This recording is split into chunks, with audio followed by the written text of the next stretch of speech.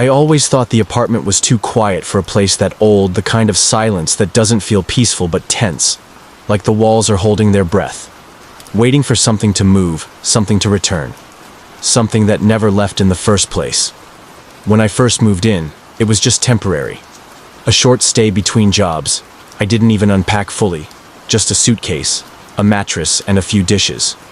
The place had been abandoned for over a year, according to the landlord, and the last tenant left without saying a word. Rent, unpaid food still in the fridge, like he had just stepped out and never came back. The neighbors avoided talking about him.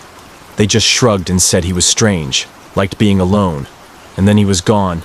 But that silence in the walls, it felt like something else. The first night I didn't sleep much.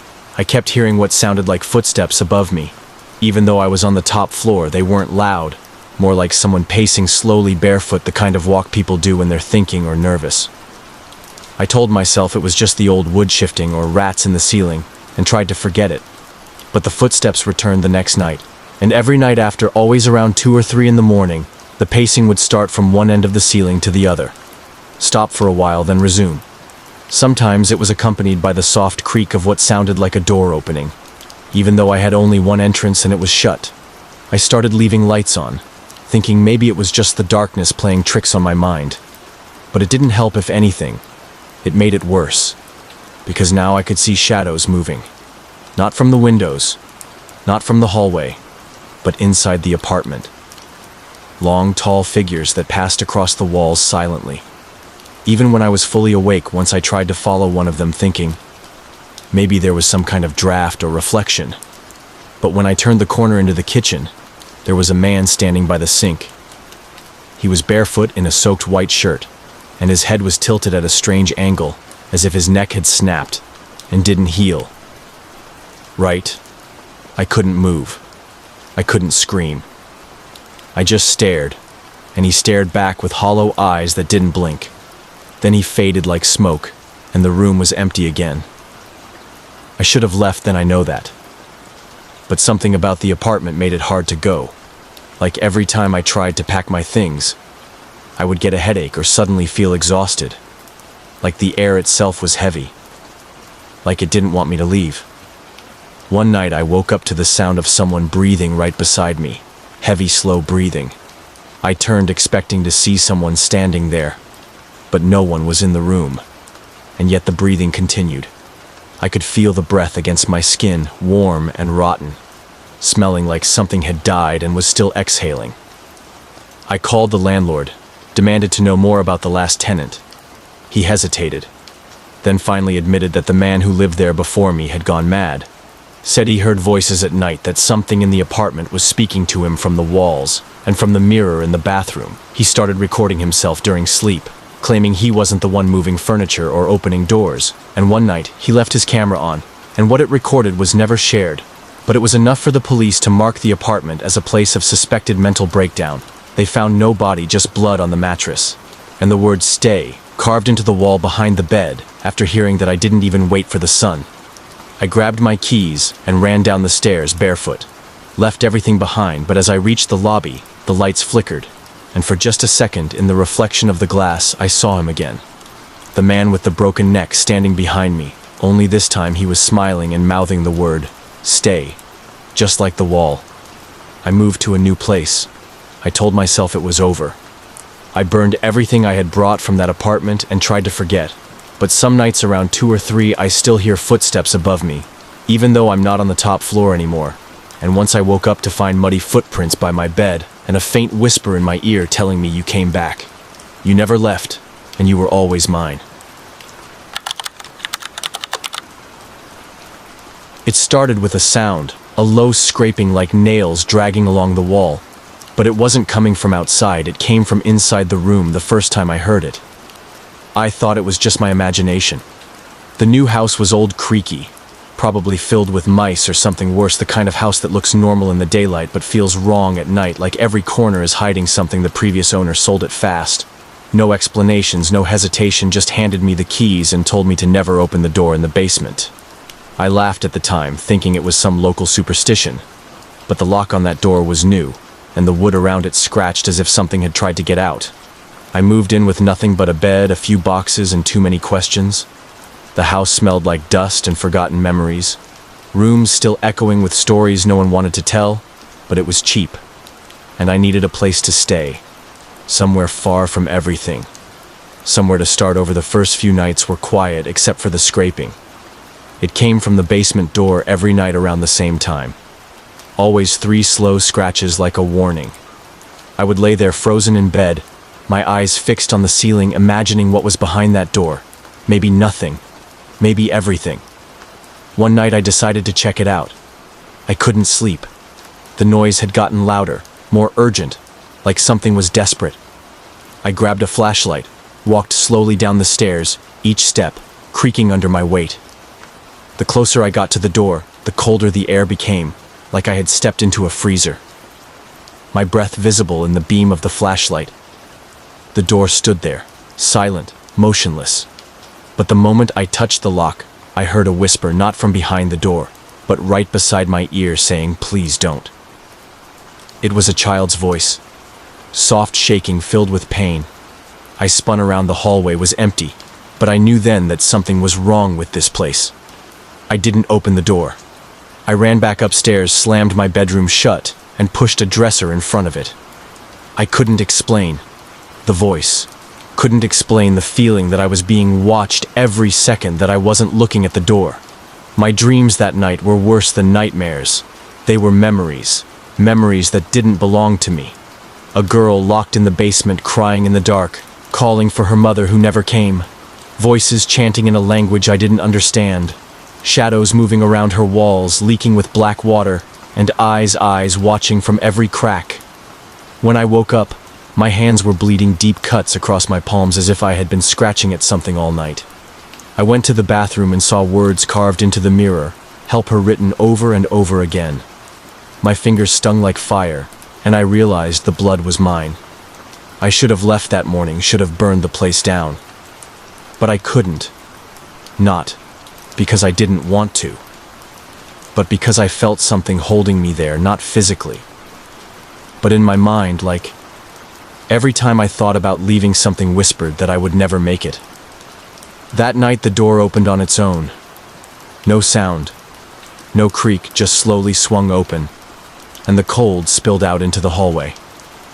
I stood at the top of the stairs, staring into the pitch black below, and something stared back. Eyes glowing faintly in the dark, and a voice saying, "She's waiting for you."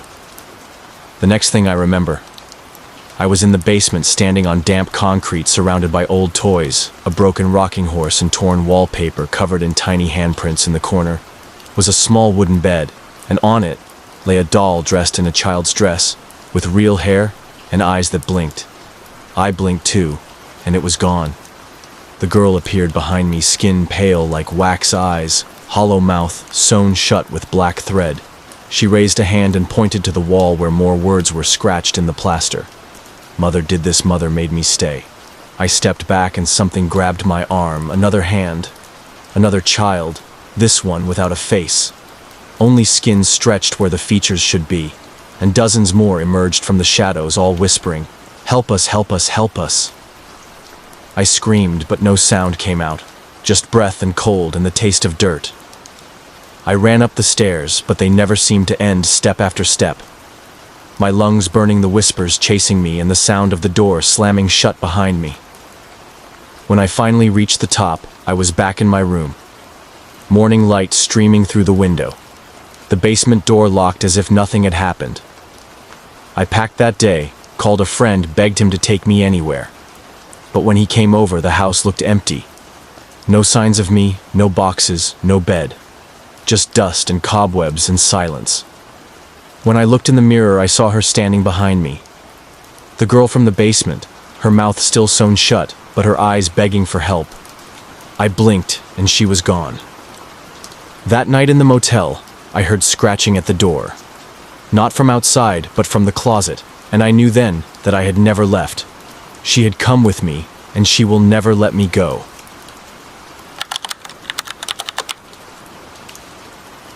The train was nearly empty when I stepped inside and sat near the window, where the dark glass reflected my face.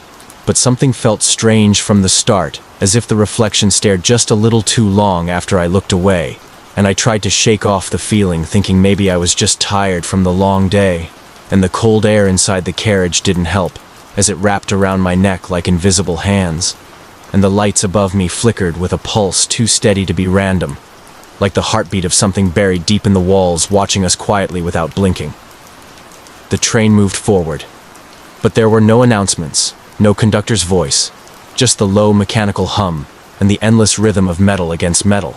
And I noticed then that the others in the carriage were not moving at all, just sitting perfectly still, their heads bowed slightly, their eyes either closed or hidden beneath hoods and hair. And I felt suddenly like I wasn't supposed to be here, like I had stepped into something that had been traveling without interruption, long before I was born, and long after I would be forgotten. The man across from me wore an old suit that smelled like mold and soil. And though his face was turned away, I knew he was aware of me in the same way. An animal senses danger, not by sight or sound, but by something deeper, more ancient than fear. And the moment I tried to stand, the train came to a sudden halt, but not at a station, not even near a town, just surrounded by endless trees swaying in a wind I couldn't hear, and the door opened without a sound, letting in a darkness so pure it seemed to absorb all light. A figure stepped in, tall and impossibly thin, dressed in a long coat that dragged behind him like a shadow with weight, and he didn't walk like a man. He glided across the floor without lifting his feet, and as he passed, the lights above him dimmed until he reached the back of the car and sat where no one else dared to look. And that's when I saw the message scratched into the window beside me, faint and hurried, as if written with shaking hands that didn't want to be caught. "This is not your train." I didn't remember falling asleep yet. Suddenly I was waking up, and the carriage had changed its color, its shape, even the smell of the air, which now carried a sickly sweetness like rotting fruit and burnt plastic. And I looked up and saw that the windows now showed nothing outside. No trees, no stars, just a blank white fog pressing against the glass, like it wanted to get in, or like it already had. And the passengers had changed too. Their faces now pale, their mouths slightly open, and their eyes gone, not closed, not hidden, just gone. I stood and walked toward the next carriage, trying to find the conductor or anyone who could tell me what was happening. But every door I passed through led to another room more twisted than the last, with chairs on the ceiling, lights embedded in the floor, and whispers coming from the walls. Not loud, but endless, like a distant conversation, in a language I almost recognized but could never understand. And I could feel something behind me, every step I took. Something that stayed just out of sight but too close to ignore. I reached the front of the train expecting to see controls or switches, or at least a window. But there was nothing there, just a blank metal wall and a chair facing it, as if someone had been staring into nothing for a very long time. And scratched into the metal just above that chair was another message written deeper than the last. There was never a driver. I turned back, but the hallway was gone, and in its place was a mirror stretching endlessly in both directions. And when I looked into it, I saw myself, but not as I was. Instead, I saw versions of me covered in dirt and blood, wearing clothes I had never owned, holding objects I had never touched, and their mouths were moving without sound, but all in perfect unison. And I realized they were trying to tell me something. And though I couldn't hear the words, I could feel them pressing into my thoughts, like knives made of whispers. Go back, go back, go back. But there was no back anymore. The carriage behind me had vanished, and the floor beneath me now felt soft like flesh, and the walls were no longer metal, but something warm that pulsed gently with the rhythm of something living. And I heard footsteps, not mine, coming closer with each heartbeat, until a hand touched my shoulder from behind, and I turned slowly, expecting a face or a scream or pain. But instead, I saw myself, not the reflection, but truly me, staring with eyes too wide, and a mouth that stretched into a smile that didn't belong to any human being. He leaned forward and spoke with my voice, but something beneath it, something that hissed and echoed like it came from deep underwater, said, "We're almost there." And I asked, "Where is there?" And he said, where you were always meant to be. And suddenly the train doors opened again, but this time they didn't lead outside. They opened into another train car, one filled with Cag.